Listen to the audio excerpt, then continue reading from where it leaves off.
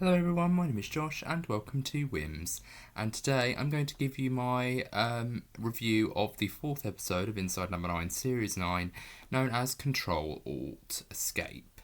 Now this particular episode follows a family, the mother and father of which is played by Steve Pemberton and Catherine Kelly, and they have two daughters by the name of Amy and Millie, and they're teenage daughters, and they've all come together for this escape room activity ran by Reese Shearsmith, who's basically sort of like the controller of the lock and loaded escape room setup, and they're in escape room number 9. And this particular episode starts off very simply. It starts off as a very kind of, mismatched, kind of, very quirky, very strange escape room scenario. And it's called The Killer's Lair, in which the backstory of this particular escape room is essentially a serial killer goes around killing people and torturing his victims, and a family have been invited to this stranger's home hoping to get a fix, and then of course he drugs their drinks, and then they end up in this escape room in this basement. That's basically the backstory of what's basically the role-playing scenario, but in reality they're just solving an escape room, and that's effectively what this episode is all about. It's about family dynamics, it's about learning to cooperate, and trying to, get the room solved, and try to, go through as many puzzles as possible. And this actually sounded kind of fun. I really did like the premise of this episode, and I thought for a very kind of uncomfortable minute that we were going to get Steve Pemberton and Reese Shearsmith's answer to a Saw scenario. And spoiler alert for my opinions on the Saw franchise, I don't think they're a very good series of films. The first two are really good. The other films in the series just kind of feel like copy and paste, rinse and repeat kind of thing. Not very inventive twists. The writers of that particular franchise don't really have a lot in terms of imagination in regards to how these characters keep coming back and how these twists keep happening.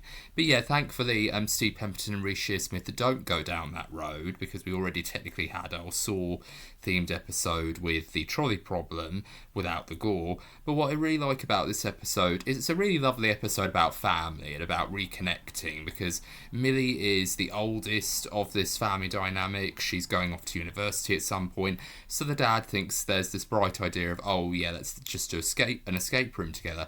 And at first you think oh, something's going on with the mum and dad, and you're thinking, oh, maybe Catherine Kelly's character wants to get a divorce from Pemberton's character, but in reality there's actually a lot more to this scenario, and there's lots of very weird things going on. Like, there's this moment in the episode when Millie, the oldest, and Catherine Kelly's character, the mum, have this moment where they have this little discussion, and she goes, oh, well, Dad knows about what's happening later, and she goes, well, I prefer not to talk about it in front of your father. And she goes, oh, so we're just going to pretend to be happy families now, are we? And I actually really did like this, because not only was this a great bit of eyebrow raising where I immediately could have went, hold on a minute, something's going on here, but then it's further confirmed when she says, oh, well, whatever happens, you have to deal with what you've done here. And it really kind of made me think, what's going on here? And then very quickly I began to really kind of love this episode even more, because with every revelation there was almost something else that sort of crept under it. And I love how the clues were all, set up as well, because I feel like with escape rooms, I've never actually been in an escape room, but that's one of the things that I want to add to my bucket list. I want to have an escape room experience and try to figure out how to solve the puzzles. And it's not the sort of thing that you have to do with a group of people. I think it's more fun when you have an escape room scenario where you're with a group of people, like a few of your friends or family members, because it's more fun that way. If you're doing it on your own, it's kind of like going to the movies on your own for me, where it just feels very weird and you're not sharing the experience with anyone. You're just kind of just sitting there watching this film and getting your first initial reactions. If I'm going to watch a film on my own, I'd much rather be in my room and switch on my television and watch Netflix or iPlayer or ITVX or Amazon Prime. I don't like to go to the cinema to go and see films or TV shows alone. I like to be in my room, in my own comfortable surroundings, if I'm going to watch something on my own. But that's one of those things that I really like about escape rooms, is I like the idea of you get to work and there's that shared gratification or congratulatory feel to it when you actually sort of like a eureka moment when say for example Amy has a moment where she's basically connecting the threads on the map and it spells out a 5. There's that moment where she genuinely does feel a sense of gratification, like, oh my god, I did it. Like, it really does feel like there's that wonderful moment where you do feel like you're so glad you figured it out. And then Millie, being the sport, goes, it's going to be a 5. And I'm like, shut up. Let her, let her have that eureka moment. And even the parents were like, yeah, let her have a eureka moment for a minute. And then, and it was just really fun. But the twist, this is one of those episodes where the twist, spoiler alert by the way for this episode, I'm going to be giving away everything. So if you haven't seen the episode, please pause this video, go onto BBC iPlayer, go watch it, and then come back and let me tell you about my thoughts on this particular episode fully and thoroughly, because this episode has a ton of spoilers. So yeah, I'm just going to give you that little warning, and okay, spoiler time. This episode has a twist halfway through where, when Inside Number 9 does twists halfway through, they don't usually do it that often, but when they do, it kind of is a bit of a mixed bag. Sometimes the twists halfway through have very good consequences and good outcomes, or decent outcomes. I personally liked the episode 9 Lives Cat, which is a episode of Series 7, where the big twist of that episode was that the main character of the episode is in fact a fictional construct, a character created by an aspiring author played by Steve Pemberton. Now, it might not seem like all that much, but the idea of essentially exploring the creative process through a fictional character, like the author's creation, is such an interesting idea, and you can go into so many different directions with it. And I just feel like, even though it is a good idea, it didn't really feel like it hit or struck that much of a chord with people. And I personally would have thought, like, doing that towards the end, that'd be the big twist of the episode, and have the entire episode be a sort of hunt for this missing child would have been much more interesting. And in the case of another episode, To Have and to Hold, which is a season 4 episode, the twist happens halfway through in that episode, where the husband, who you think is just really boring, doing his darkroom activities in the basement of his house, he's a wedding photographer, and his jigsaw puzzles about trains, he turns out to be an absolutely seedy and rather sinister individual. And though that episode is actually a really good episode, that's one of the examples where the twist halfway through actually works. So where does Ctrl Alt Escape sit for me in regards to the twist halfway through gimmick? Well, I'm going to say this one is one of the best examples of how to do a twist halfway through kind of scenario. Because to me, this episode really just kind of hit all the right spots for me. Because this episode, I'm a huge sucker for family dynamics in TV and film. Like, whenever it's to do with a father and son, a mother and daughter, or, you know, just families connecting, children and their parents, or parents spending time together, or children trying to make their parents reconnect after a very messy, you know, row or something like that, or a messy divorce. Stuff like that really does kind of, you know, really make me smile, because I really just love those sorts of stories. I'm a bit of a softie when it comes to family dynamics in films and TV. So whenever there's a good family dynamic in a film or a TV show, I'm usually all over it. I usually get really weepy at certain points, and this episode was no exception as well. Like, there were a lot of moments where I did actually tear up. I watched this episode twice.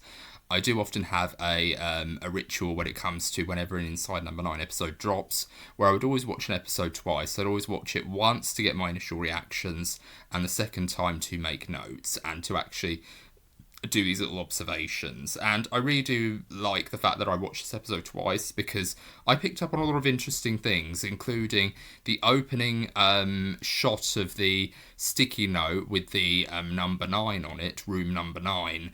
The actual double O in room actually does look like eyes in a person's head, and it looks like a very cartoonish drawing of someone's face, and I actually found that to be very interesting. That was a very interesting touch of kind of hinting that there's something more to this Inside Number 9 episode. And at first you think they're probably going to do like a sword sort of twist, where it's like, oh, does this person's name ring a bell? Does this person's name ring a bell? This was the person that you wronged a long time ago, and all that sort of stuff. But it turns out that there's actually a much more interesting twist at the heart of this one. It turns out that all the silent mutterings by Millie and her mother were in fact not alluding to anything particularly sinister, But there's more a sense of sadness to this particular form of muttering, silent muttering and eavesdropping, because it turns out that the dad, Jason, played by Steve Pemberton, is in a coma, and he's been in a coma for a while, and both the daughters are distraught, especially Millie, who feels like it was her fault in doing what she did. And there could be little bits of backstory here and there, but the whole entire point is that he's in a coma and both of them are really sad. But what's very interesting is that it is a very compelling twist halfway through, because you really do get this impression that it's not just simply a story about a guy being in a coma and that's the big twist. The big twist is he going to get out of it? So it feels almost like, Inside Number Nine's answer to Inception, but there's also a little bit of House by the Cemetery. I don't know if you guys have seen many Italian giallo films, and House by the Cemetery is in fact a film done by the sort of godfather of gore, Lucio Fulci. And that particular film has a character that looks very similar to Dr. Death in this episode, where he has kind of like surgical gear, and he has like a mask and sort of like goggles over his eyes, and he sort of like, walks in with either a hammer or an axe, and he sort of like harasses and stalks his victims and does horrible things to them. So I feel like they're also channeling, a little bit of a the Doctor in that particular film with his iconic look. And if you look up an image of that character in House by the Cemetery, you can definitely take pictures of those two things side by side and definitely have a lot of interesting similarities there. But what's very interesting is that this episode is a story about death, about the idea of death is literally on Jason's door, and the fact that his family are trying to help him get out of his escape room isn't just simply a case of him literally being, trapped, but they've also capitalised on this by actually having him be handcuffed or calf cuffed or foot cuffed to a bed in the escape room. So he's literally trapped. He literally can't do anything. He can't move. He can't interact with the environment. He can only do so sparingly, but he has to literally get himself out.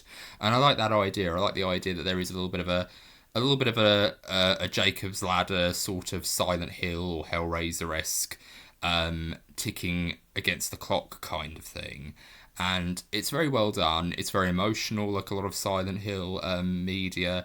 There's a lot of moments where I did genuinely cry. Like there was that really wonderful moment when Steve Pemberton, Jason is talking to his daughter Millie, and he's saying, "I don't want you to go to university, but I know you have to."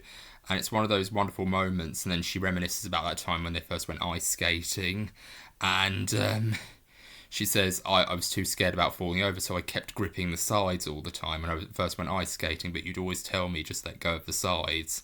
And there's actually a really sweet but very heartbreaking way in which that comes back, in which she goes to him just as he's about to go into the great beyond and have the machine switched off. It turns out that she basically just says, just let go of the sides, Dad. And that was really heartbreaking, that she basically was giving up on him at that point and saying, let's just have him rest in peace. But I actually was on the edge of my seat, like I thought, oh my God, please get up, get out. And I literally was on the edge of my seat. And when they gave him the final clue, I really liked the fact that there was a hint to it in the line, the exit. Because if you look at it very closely, it actually does have the Roman numerals for the number 9. So when he does say the words number 9, I actually was very happy, because it was like, him unlocking the door to inside number 9. So it's literally him trapped inside number 9, this number 9 escape room, and he's come out, so he's officially woken up. So yes, this episode was very much on the edge of your seat. A lot of people have compared it. I've read a few reviews before this where they've compared it to the 12 Days of Christine. I don't think it is. Because 12 Days of Christine is in a completely different ballgame to Escape, Ctrl Alt Escape. For one thing, Christine's story is more like a lucid dream scenario where she's experiencing little flashes of her past, little flashes of her life in these little incremental sequences throughout the story, throughout all these different holidays. And with every single holiday that comes up, there's a particular event that happens throughout her life. Like on Valentine's Day, she goes on a date with her boyfriend. On May, because there's no big public holidays, it's Christine's birthday, and various other things.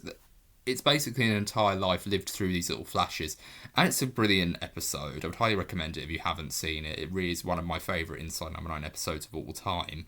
But this particular episode does something completely different in the sense that it is about family. It is about him basically outrunning death.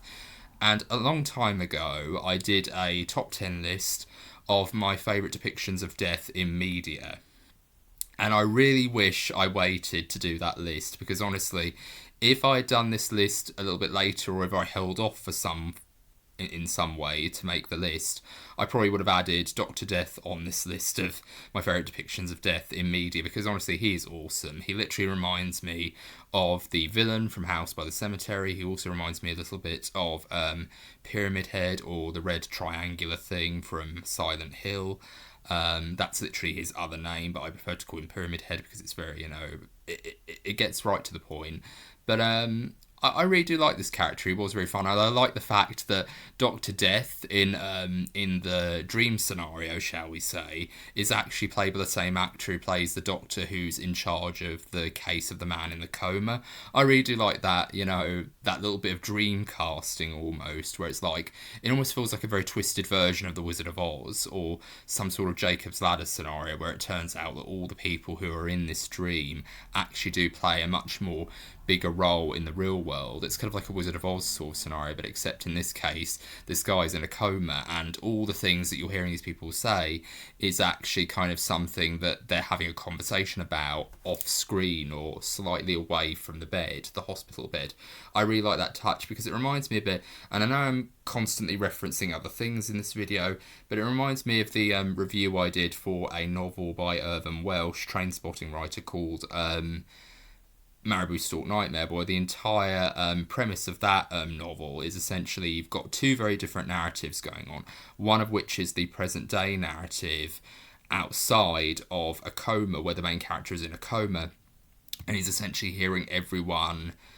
His thoughts are constantly being interrupted by conversations that his visitors are having. Like, his parents go to visit him, his nurse is talking to him as she's doing her rounds, and various other people keep coming in and out, and he's basically trying to think about this.